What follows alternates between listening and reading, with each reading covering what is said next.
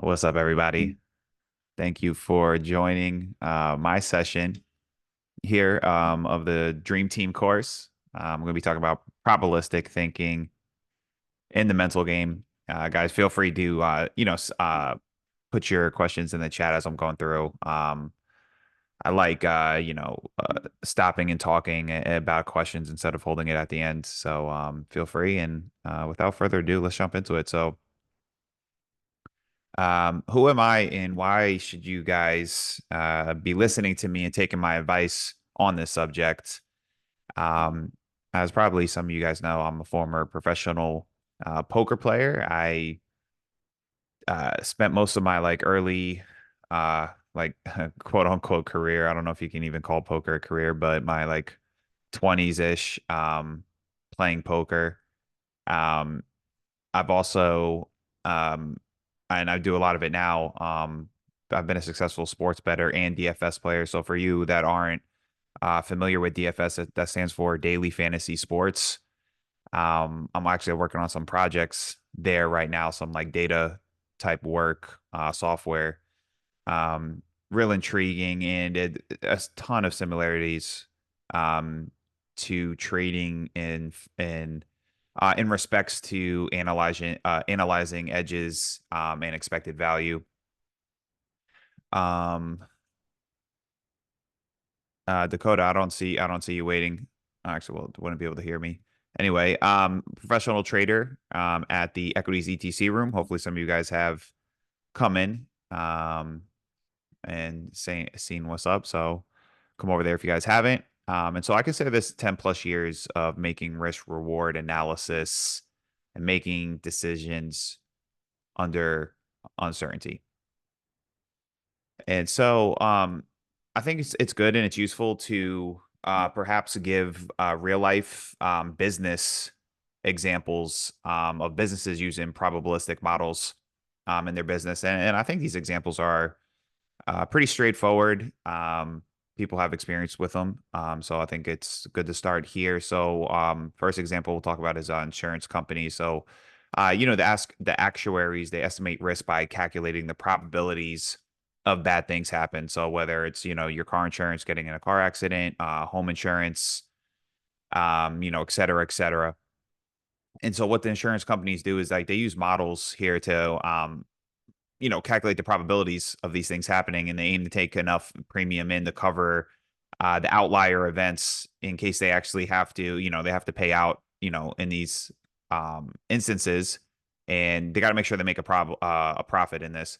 And so they need many clients to offset the large claims, and they use statistical models to help them with this. And now the casino, this should be even more forward example here. The house edge is realized over the long run. Anyone can beat the casino in a short sample.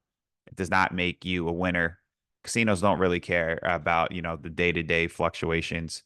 Once again, same thing with the insurance companies, right? They need high foot traffic to help realize that edge. Their edge will be realized over the long run. And a I don't know if it's a unique feature, but I think it's a feature that often goes overlooked. That casinos, they have bet. If you notice, a lot of times, certain tables will have, actually pretty much all the tables will have max bet limits, and that's actually to protect themselves, to mitigate the risk against large bettors who do go on a hot streak. Some bettors who could be on outlier-ish days. Statistical anomalies do happen, and they happen more frequently than the human brain can even really wrap its mind about. And just a little side note, there's some very intriguing stories of the early days of casinos where large net worth individuals really bankrupt the house just going on one of these hot streaks. Um yeah, we'll get some shout outs going. All right. And guys, feel free if anything's not clear, please feel free ask any questions. Otherwise, I'm just gonna keep on rolling. Um, and so, what are some of the commonalities that we have here between the casinos and the insurance companies? Um, I want to highlight the law of large numbers. Okay, so this states that the larger the sample size, the closer that you'll get to your calculated expected value. And so that's why I said the casino is not going to worry about their day-to-day fluctuations because they know they have a relative a good idea how much they're going to make in a month and in a year, et cetera, et cetera. And same thing with the insurance companies. And so now, while this is good to know in theory, and we're going to really structure our framework in this manner, it's a bit tougher to estimate in trading. But like I said, nonetheless, it's good to think along these terms and in this manner. And so, what other common traits do we have here between the insurance companies and the casinos? Risk parameters. Like I mentioned, it's the job number one of the trader, right? Because, and I know JJ talks about this. This is our own job here. This is our own business, our trading business. And so, if risk is important for these big businesses, you best believe it's important in your own trading business. The number one job. Now, it's a bit tougher to apply this model, like I was saying, to trading and practice, but it provides a good template. We can only really have a rough idea at best of what our true expected value is because you got market conditions are going to change, affecting a strategy's expected value and a profitability. And as a side note, I think that's why it's kind of nice to have different strategies. Though I know some people just like sticking with one strategy, and there's absolutely nothing wrong with that. To each his own. And especially starting off, you should probably just try and get maybe one, two, and stay consistent with that. Then you can branch off. But that's an aside. Um, it's like trading. It's like as if you're playing poker, but the value of the cards are subject to change mid hand or hand to hand. So you have some variables that are essentially you can't really quantify in trading. So it makes it a bit difficult. So we got to keep a little bit of flexibility, but still working within this framework is extremely beneficial. Okay, so let's touch on the risk aspect. And I take this back to, my poker days. That's really where I got involved in all of this edge gambling, we'll call it. If you don't, you need money to play. And if you don't have money, you're not in the game. So risk is the number one job, and it can't be overstated. And just speaking for myself, I always wanted to like make the most amount of money. I wanted to be aggressive, which I think being aggressive is good, but you got to know how to um manage it, right? Just can't be overly aggressive.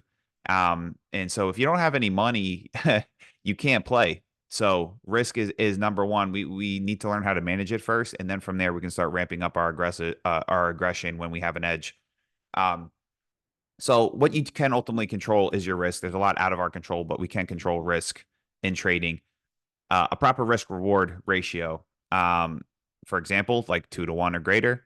Um, and this quote I put here always really stuck with me very well and really I think like helped me hit another level in my trading or a higher tier in my trading. You're not a forecaster, you're a risk reward analysis. So instead of trying to always predict what things are going to do, um try and set yourself up in favorable risk reward scenarios. Well, so it's like, all right, man, like I think the stock could go here and I think it is going to go here. I'm not 100% sure, but where's my risk? Where could this go to? And more focusing on that and trying to predict and be a forecaster. At least that's really helped myself. And I know a lot would agree with me there. Um, Proper bankroll management.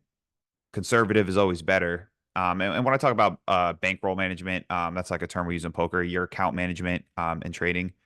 Um, So about 1 to 3% risk on your total account on any given trade. Now, you can be flexible with that. I said conservative is always better. Like I said, especially starting out. Some people who are more comfortable, more experienced, might risk more. To each his own. Now, risk, like I said here, it ultimately varies from person to person, and there's varying opinions based on strategies and mental makeup. The idea here is just to not be oversized to where your emotions start kicking into hyperdrive because I think probably all of us can agree. All of us have been there to when you're maybe a little bit too sized in. You're not going to think as clear. Um, some of these biases are going to start kicking in, and that's just not a place you want to operate. You're going to feel emotions, trading for sure, but don't let them get kicked into hyperdrive. We still want to be as clear headed as possible, as rational. is possible. Win rate doesn't matter. And this is, I know this is a tough concept for myself as well. So I just wanted to kind of give an example here, of like, I like, me personally, I like, 2-to-1 or greater risk reward ratios. Some people, are fine doing 1-to-1, and that's fine. But I just wanted to give an example here. So the example here is, so you're gonna win $2 when your targets hit. You're gonna lose $1 when your stop gets hit. All right, and this could be a soft target. I'm not one for like hard targets, but that's more of a strategy discussion. Um, so let's use a 3 trade sample, right? So you win $2 when your target gets hit. You lose $1 when your stop gets hit. You lose another dollar. So we won one, we lost 2 trades. So a 33% win rate here would break even on a proper risk reward example. Now commissions need to be factored in, as I assume most futures are, there's commissions getting taken out. So you need to factor that in to your calculation as well. Point being here, the bigger target it is in your strategy, the smaller your win frequency can be. And now obviously that's assuming you're abiding by your stop. So I know this is a tough concept for people to wrap their mind around, and it doesn't feel good losing a lot, especially emotionally. But if you have things set up properly, and you understand this, you can lose less than 50% of the time, or win less than 50% of the time. And you can still be a profitable trader. And I know actually a lot of high end traders that have very low win rates. All right, simplicity and consistency.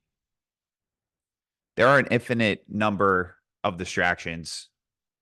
We have social media. I mean, this is for just like life in general. I feel like, which is not to get on a tangent, but there's so many corollaries between life and trading. But there's an infinite number of distractions. Social media, obviously the traders on there. I see a lot of people boasting, et cetera, et cetera. News outlets, an infinite number of indicators. We have to we have to eliminate what doesn't matter to us, or what's just not applicable. Trading is you versus you. I think when you don't compare to anyone else. It's just not helpful. Trading is you versus you. Figure out how you want to attack the market, and you stick to it, and then start building a sample size. Right.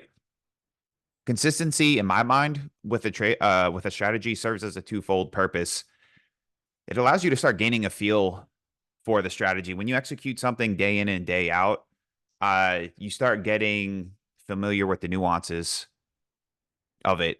And then after a sample's built, now we can start making adjustments and tweaks, if it's necessary. Obviously, like a lot of this, I'm talking about is like statistics and probability. And I really try to remove as much emotion, or I do try and remove emotion out of the equation, even though it's not really possible. But you can start gaining intuition for things the more and more you do it. And so, doing it day in and day out, that's how you gain that feel for it. Now, the question is like, so what's an adequate sample? It's tough to say, and it's going to, vary from strategy to strategy. I think the main thing here is you want to start looking for patterns. The more sample you have, let's say it's 15, 20, 25. Obviously, the smaller, yeah, you can start making adjustments,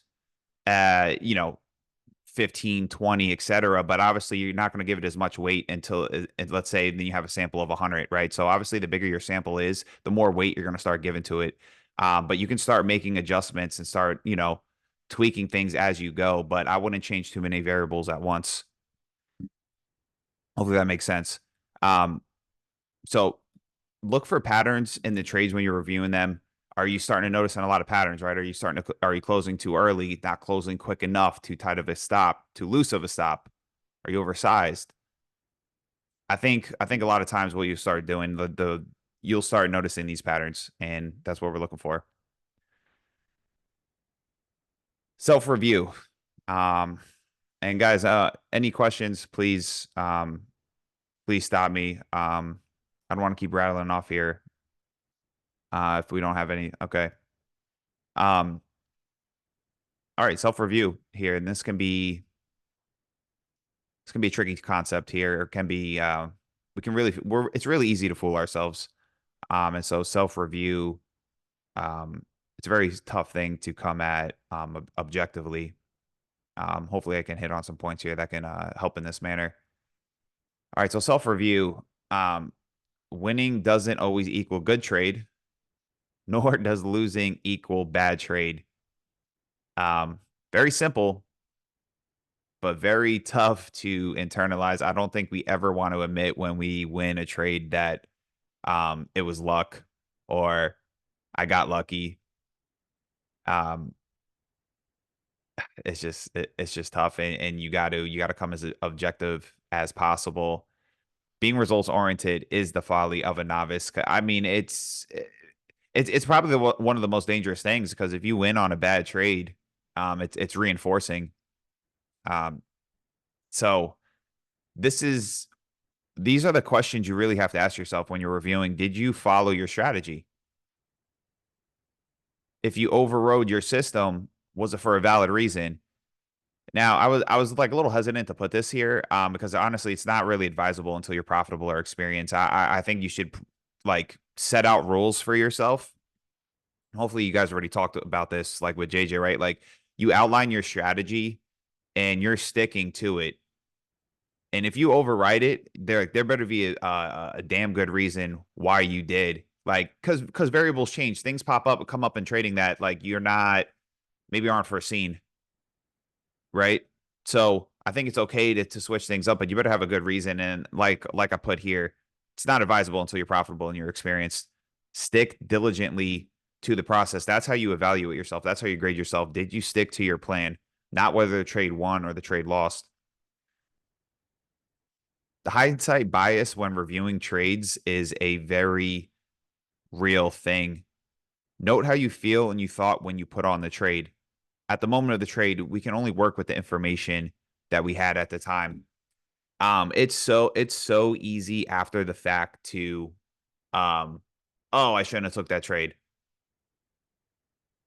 I, I can't emphasize this enough. You could only work with what was happening, because you're reviewing your trade. Now you can see the whole chart for the day.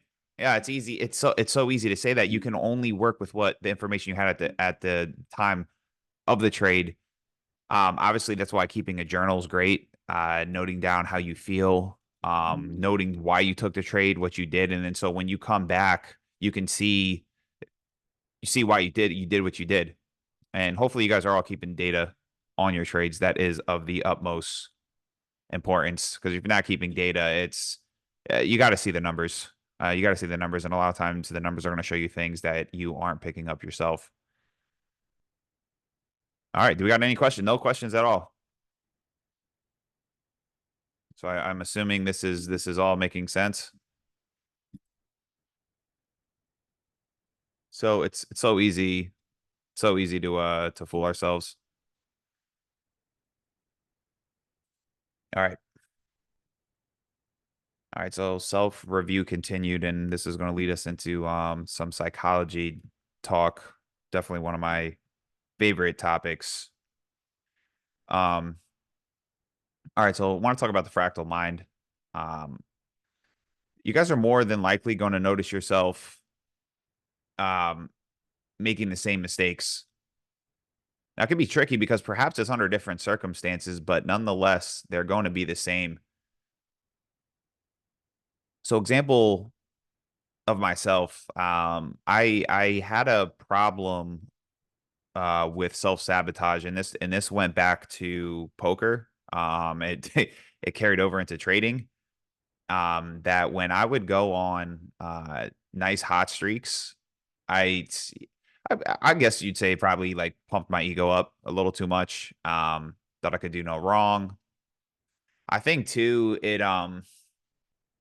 don't know if it's like the more like I've thought about this, I don't know if it has to do with like maybe like like a dopamine like high, like, because I mean we are gambling. I mean, and when you're doing well and when you're winning, I mean, and I'm sure you guys can relate to this, like it feels good.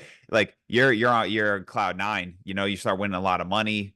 Um, it's a great feeling. And then coming back the next day, it's almost kind of like you're like depleted maybe mentally. I don't know if I'm onto something here, but just this is just me kind of just theorizing here. Um, and so I think if I do go on like a really nice hot streak, I'm winning a lot of money. Uh I don't think I like to take breaks, even if it's just a day, just to kind of reset. Um, you just don't come as clear. You're not getting the same feeling.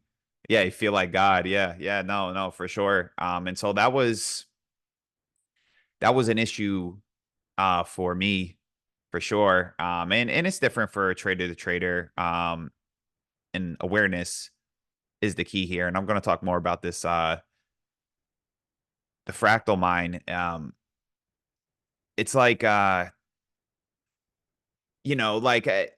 like the amount of money would be different. Like and I was sitting here trying to convince myself that like this wasn't the case. Like I'm not working hard enough.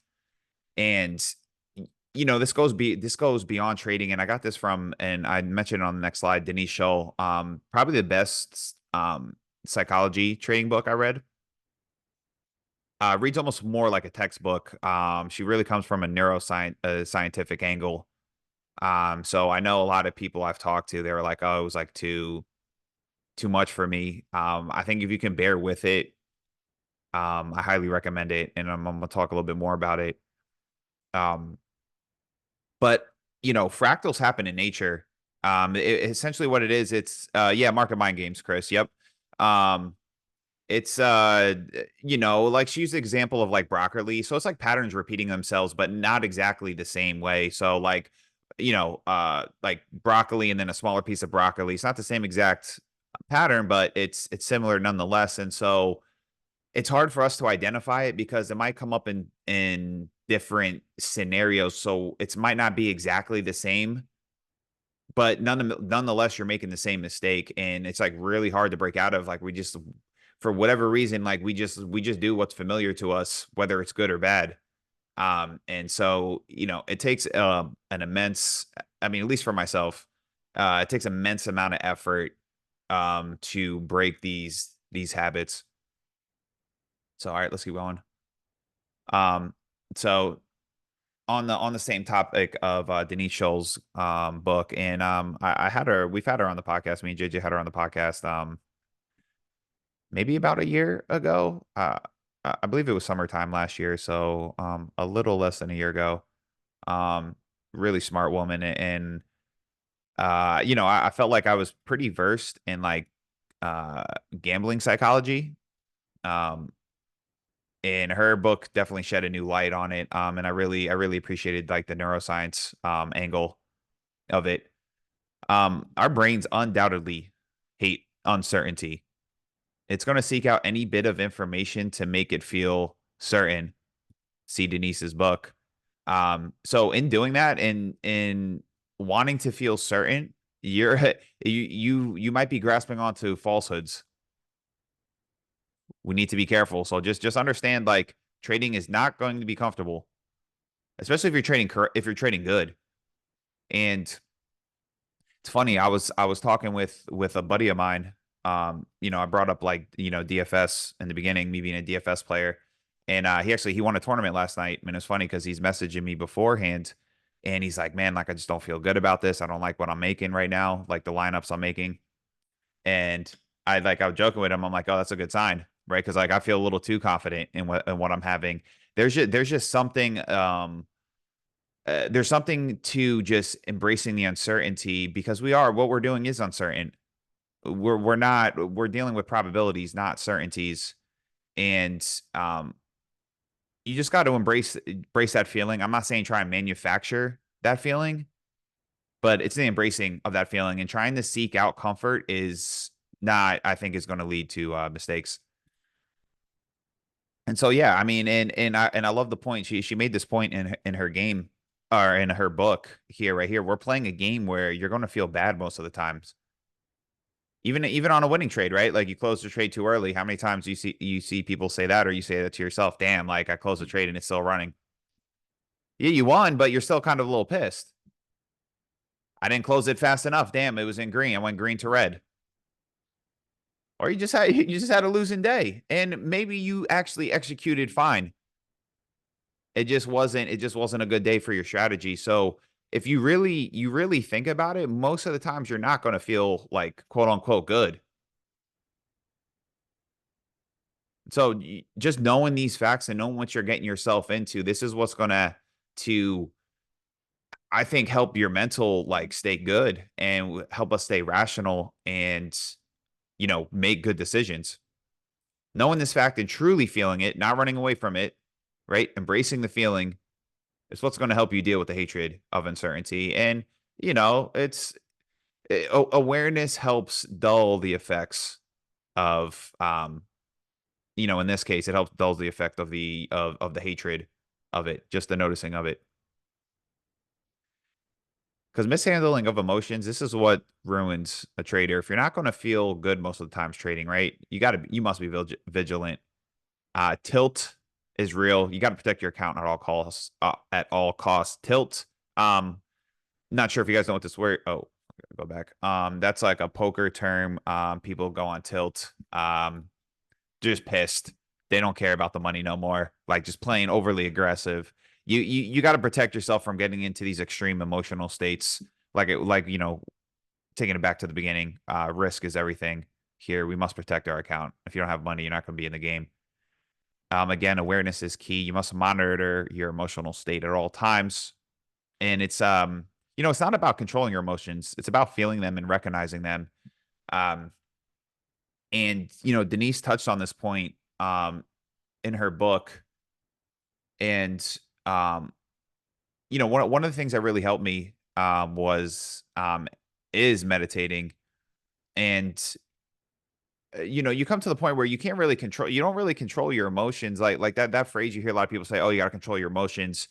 Um, I don't think it's useful, and I think it's framed in the wrong context, even if people don't know, like they're not, I think a lot of times people say control your emotions, but that's not even really what they're saying. And it's just like you actually can't, and Denise lays this out in the book, and that's why I like the neuro aspect of this is that people that like they're emotional, and I forget where in the brain it is, right? But the what regulates your emotions, well, like when people have had brain injuries and that like the where the emotions are regulated is damaged, like people can't make decisions like as simple as like scheduling a doctor appointment, like real trivial decisions. People who have that part of the brain damaged, they can't make decisions. So like you have to feel emotion to make a decision. And so I like after I mean meditating helped me big time about like just feeling emotions and going from there. And then reading like the science part of it, it's like, wow, like you don't run away from emotions. A lot of times that's actually what's going to uh inflare it even more. So hopefully that makes sense. If you guys aren't understanding that, please let me know. Because I think that's a huge point. Don't like if you make a bad trade and you're pissed, like feel it. Like it's okay. You probably should be pissed. Like you're not gonna help that feeling. Like feel it, let it go, or once it's let go, okay, we come back to the computer and it's time to put on a good trade. Right. Yes, exactly, Chris. Understanding them instead of trying to control them. We're human beings. It's just our state, and I think feeling them is what's going to help the regulation of them potentially or the easing of the emotions, especially the extreme ones. And mental capital, it's a real thing. Preserve it at all costs and only trade when you're in top condition. This is a big point here. Trade when you're on your A game. And if you're not, and if you notice it, it's okay to step away. All right. I see some people typing. I won't move on yet. There we go. Thanks, Hex, for putting in the parts of the brain.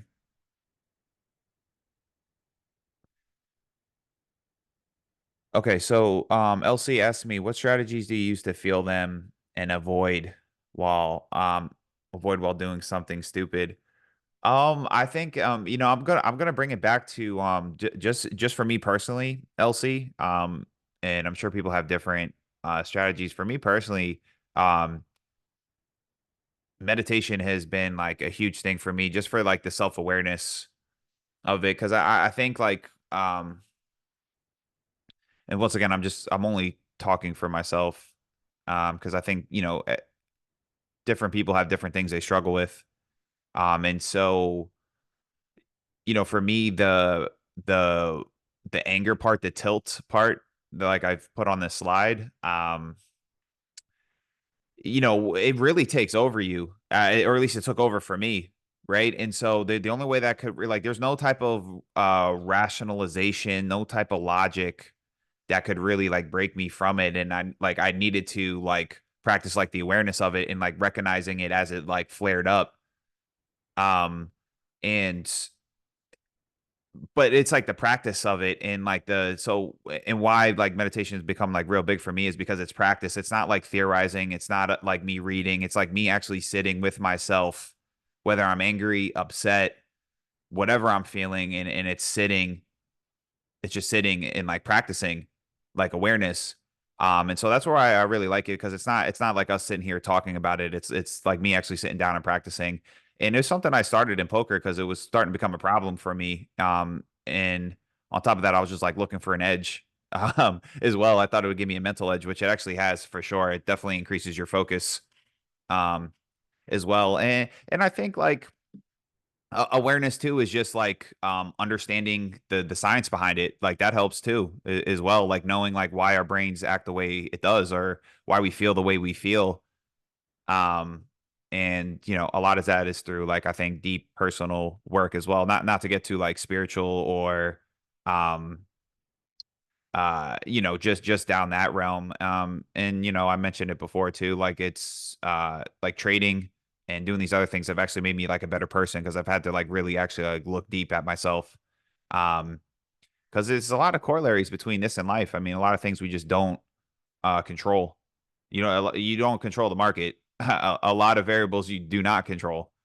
And it's the same thing with life. And so it's just not, it's not natural for us to be okay with that. Um, so yeah, sorry for the long-winded answer, Elsie, but that's the only thing that's helped me. So I can't speak for others, um, on what helps others. All right. All right. So handling downswings. Um, Oftentimes just taking a break, coming back with a fresh mind, I think, is the answer here. Um, yeah, for sure, Hex. In real life, we control our actions, not the outcomes, for sure. Um, yeah, so handling downswings, right? So when we're going through some losing streaks, it's tough. It for sure is tough. It's still a tough thing for me to this day. And I think taking a break and coming back with a fresh mind is the answer. I think a lot of times I try to like really, I mean, and I still do. I'm definitely not perfect at this. Um, I'll just try and fight through it. I think I'm like kind of just like a fighter at nature. I just want to like work through it, keep going, keep going. You'll break out of it, which I mean you can, right? I mean, and I don't get as I don't think I get as like down on myself anymore, or like feel the weight of like a losing streak. So I'm able to like keep going a little bit better, I think, but it still drains on you. And I think taking a break is always a good idea. Like refresh yourself, refresh your mind. There's something to be said for coming back with a fresh mind and like tackling like a problem or like a new idea. It's incredible actually. And if you have a true love for trading, you'll know when you're ready to come back. Like it's just that anytime I took any type of break, I was like just so pumped up to come back. You just have that love for something. You want to do it. You want to tackle it. And so I'm a big proponent of breaks. And kind of like equating it to like kind of like sprinting. And I'm going to reference a book where I got this from. Like intense bouts of like intense focus, like you're going hard, right? So like a sprint, right? You're going fast for a short period of time, and then you're taking a break. Fast for a short period of time, and you take a break. I really kind of like that training type of method, and I think it's applicable for like learning in the markets itself. Blaming the market is never the answer. This drives me nuts. When I see this stuff in the room, you truly need to look closely at your strategies, execution, and emotional state at the time of trading.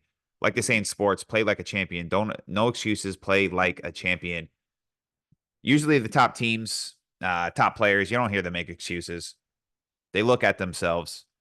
It's not the market's fault, guys. All right, it's your fault. All right, and you need to look at yourself. Don't blame anyone else. Play like a champion. Also, too, I think just to help during downswings is just to remember it's just trading. And now that's easy to say when it's something like you really dedicate yourself to and you want to be good at. Um, but you're more than just a trader too, as well, right? You're a father, you're a mother, husband, wife, friend, et cetera, et cetera. Don't let it spill over into your personal life. I know for me, that was a tough thing when things weren't going well. Um, don't let this spill over um into your personal life because you got people who care about you and people who perhaps depend on you and need you in their life. Um, you're more than just a trader.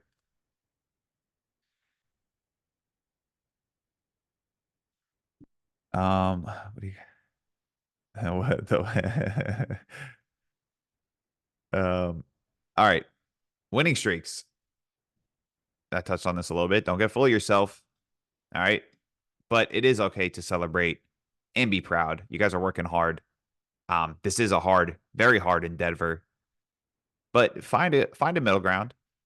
In general, I think you want to be in a more or less neutral state. If you find yourself feeling a little too proud, euphoric, you can't do nothing wrong. I mean, I believe this is equally as dangerous as being on tilt. And like I referenced earlier, my own problems with that. Um, you could foster a lackadaisical attitude, slack in your prep and your review work, thinking you can do no wrong. So be even vigilant, guys, when you are on a winning streak. So, what frame of mind are you in?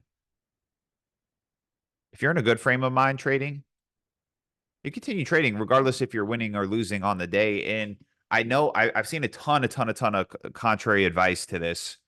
And if you're starting out and you want to like set for yourself like a daily goal, I think that's fine. Um,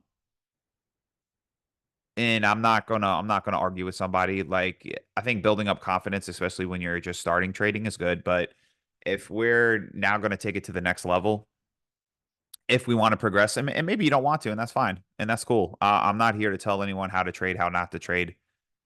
Um, but if we're looking from an optimal standpoint, and you guys really want to maximize your earning potential, you know, it's real simple. If you're feeling good and you're winning, like why stop? If you're seeing the market good that day, why are you stopping? I don't understand that. Like it's like in poker, like I know people would do this in poker, right? Like but then they do the opposite when they're losing. They keep playing when they're losing. Right? Why get your chips off the table when you're playing good and you're winning, but then when you're losing, you're staying at the table even longer. When you're in a shitty mind frame, yeah, probably in a shitty mind state. And so it's not about, in my mind, right? It's not about whether you're winning or losing. It's like what mind state are you in? Because this is a long run game. Like don't like too many people think of it like individual days. And like I'll bring it back to the example I was saying with the law of large numbers. You got to think in the long term here, not just day to day, right? So if you're in a good state of mind, you're seeing the market good, whatever the case is, you slept well, whatever. Yo, keep going. Don't stop. Now, if you're not feeling bad, if you're feeling bad, you got a bad night of sleep, you drank the night before, whatever, and you're not feeling, get up and get away, save your money. All right, Sadiq asks, can you speak a little bit about learning when to walk away, especially when you are focusing on improving? I think like to the point I'm saying now, I think when you and it's going to be different for everyone. You just got to pay attention to yourself. Like how are you feeling? Um, are you like, let's say like the first trade kind of pissed you off. You really thought it was going to win, and it pissed you off, and like now you can feel yourself, your blood's boiling a little bit. Okay, maybe step away. Do you feel okay? Maybe you lost and you feel okay. Okay, stick to it because we have to get repetition in. I mean, the only way you're gonna get better is through experience. I think if you feel any type of like negative emotion, like AKA anger, I mean that's really the only one I feel like where I'm really like, all right, I gotta get away because like then I start like playing aggressive and I'm taking trades I probably shouldn't be taking. That's at least for me, telltale sign number one when I start getting out of my own framework. Um, but I think if you're in a good mind frame, whether you're winning or losing, like even if you lose, there's plenty of times I lose and I'm like, I just brush it off because I know like, okay, that's fine. It was the right trade to take. I'm not worried about it. I keep trading. Now, maybe I lose three, four in a row. Now I'm starting to get a little like, all right, man, like what the hell's going on today? Like this, maybe it's time to get up. Yeah, for sure, Chris. Yep, I think that's another way of saying it. Don't limit yourself unless your discipline goes wrong. Yeah, for sure. Now, listen, if you guys do want to set like certain goals or like that's fine. I'm not trying to deter anyone. I'm talking more to the next step. Um, like if you really want to start taking your trading to perhaps like a higher dollar threshold because I mean, you're really limiting yourself now, unless your strategy is only applicable to the morning, right? So there's a lot of variables here, and I'm not trying to um say like one mold fits all here, right? So if you just have a morning strategy, because a lot of times like I actually really don't trade too much in the afternoon. But do I have some afternoon strategies? I do, and I've made some like really good trades in the afternoon and am profitable in the afternoon. Not as much as the morning though. So, it depends on the trader as well. But the point being is don't just because you have a good trade and like, oh, because I see it all the time, and that's why I brought this up. It's like, oh, I had a good trade, like I'm leaving.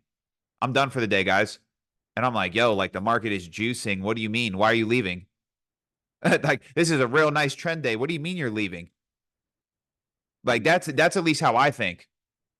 Like, what are you doing? And the market's just trending up the whole day. Yo, just ride this up. What are you doing?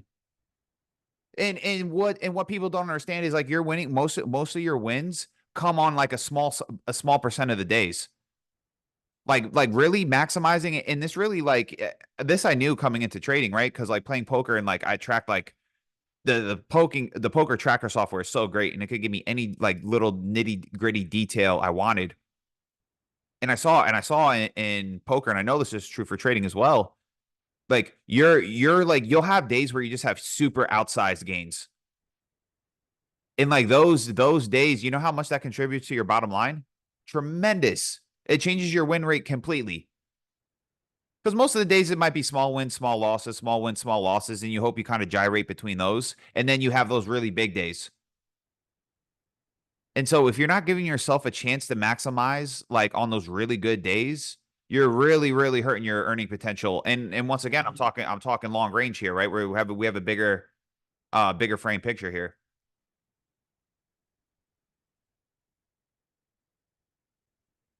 All right.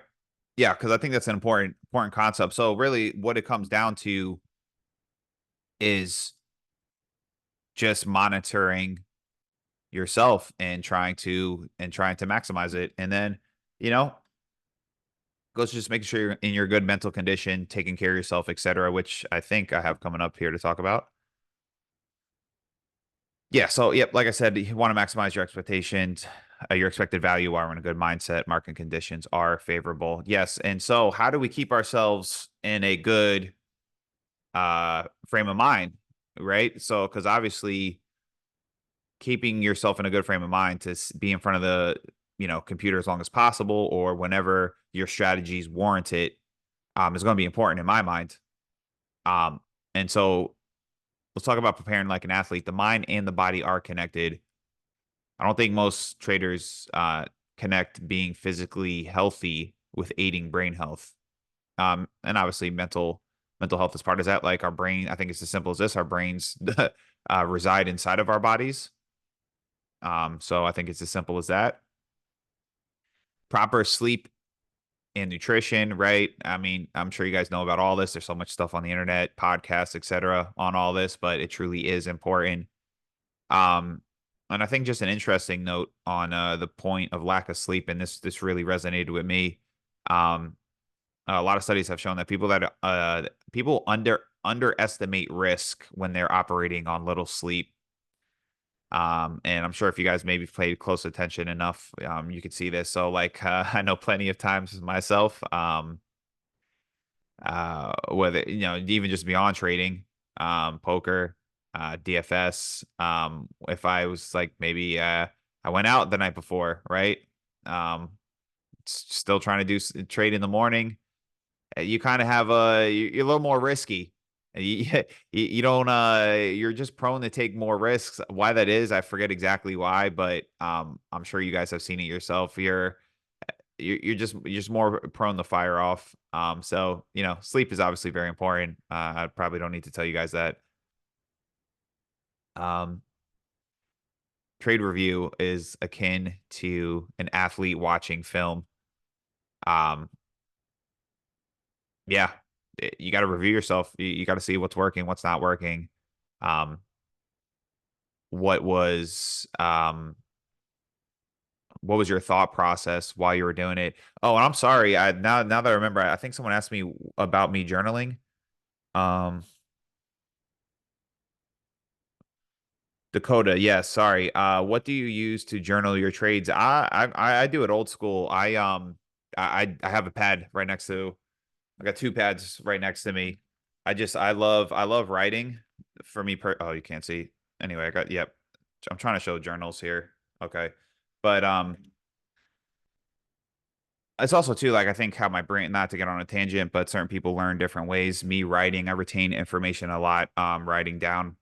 Um, and so I write everything down. Like how I'm feeling, what my thoughts on the day were, what my thoughts are going into the day. Um, and so when I go back to review, I have that, on my desk with me, to look at. Um, there's something about writing. Not to get on a tangent, because like if you guys like typing, I know there's a lot of good software and stuff out there, for journaling, so that's cool. Um, there's something about seeing yourself on paper, or just seeing your thoughts down. It's almost like getting outside of yourself, especially if you come back to it like a day or two later, a week later. Um, yeah, it just gets you outside of yourself, and it gives you a different perspective on yourself. Yeah, and like I put here, it's akin to an athlete watching film.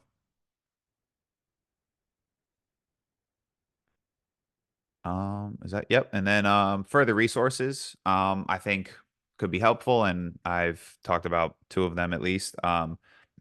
Great book. Josh Wayskin, if you guys aren't familiar with, he was a chess prodigy. I believe the movie Searching for Bobby Fischer, he's the kid in the movie. Though I haven't seen the movie. I definitely need to see it. But this was a great book. Helped me tremendously. And he was a chess prodigy who went on to become a jujitsu world champion jujitsu player at Tai Chi. And he talks about just, the learning methods um that he employed. And you could take it to any topic, anything you want. Great book. Market Mind Games by Denise Shull I referenced, and then meditation was really good for me, just becoming more self-aware of myself, and something I need to do more diligently. I think life gets in the way, but it's been something that's been extremely useful. And thank you guys for coming to the presentation. If we got any more questions, now would be the time to ask. I appreciate everybody. It was a fun discussion. Hopefully helpful. You guys can always hit me up in the room, message me on anything positive, any struggles, et cetera, et cetera.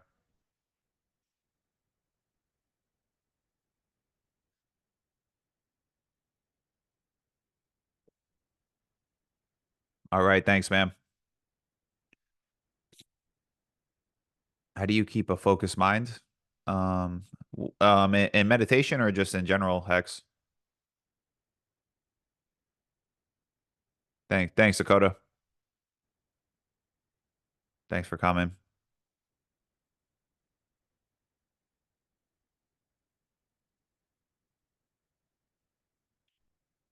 In trading.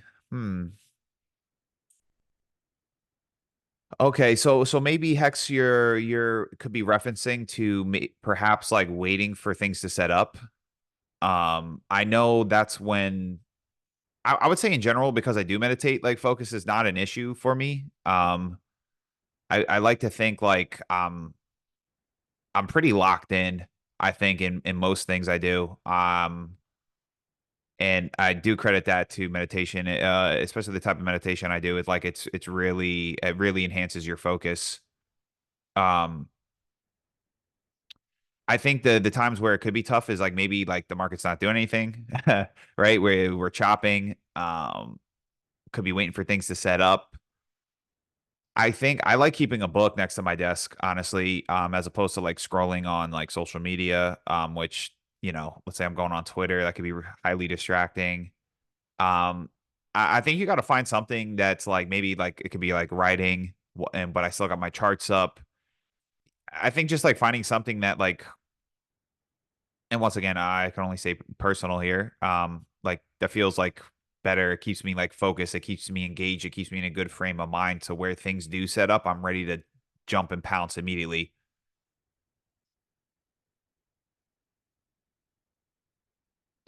For sure. Thanks, guys. Sadiq, thank you. Chris.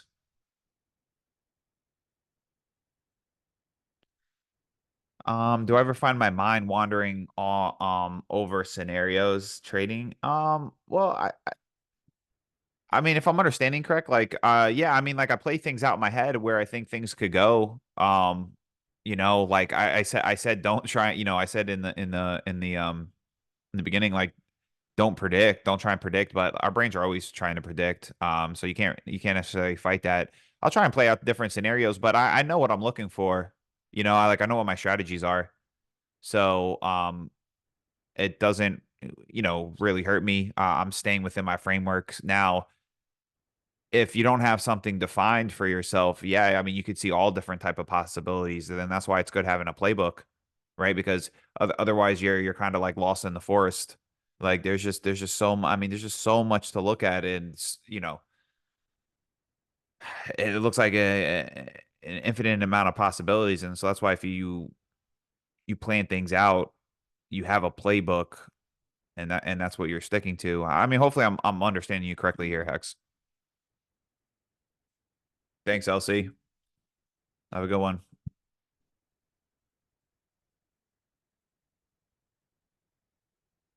Yeah, yeah, it's important. It's important, Hex, for sure. For sure. It's just there's just so much. It's so easy to get lost. So much noise. And that's why I was trying to touch on like the simplicity and consistency and I forget who's credited this quote. But say like simplicity is the ultimate form of sophistication. And I've like it's funny, it's like the more I get into this journey, the more and more that becomes true to me that it's like just keeping things simple. Like the people who are the best, they keep it simple. And that's really in any field. They know how to keep it simple. Like even take things like these seemingly complex things and simplify it. Doesn't have to be complicated. And I think that's what a lot of people um can get wrong with trading. Yeah, I think we have some people we've been taking some time off. But I think in June we have a couple of guests lined up. Dakota, how's poker been going?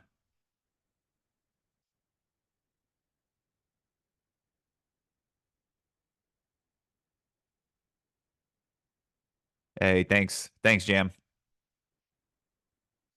You got any questions or anything? Definitely feel free to hit me up if anything wasn't clear on the replay.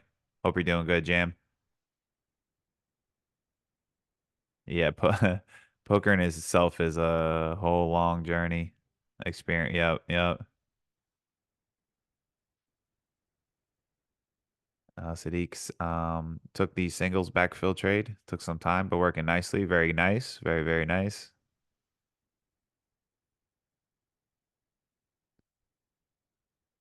All right, guys. It's been a pleasure. Always feel free to reach out. Um, and good luck. Good luck, guys, on your journey. Thanks, Ronan. Thanks for being here. Have a good one, guys. Peace.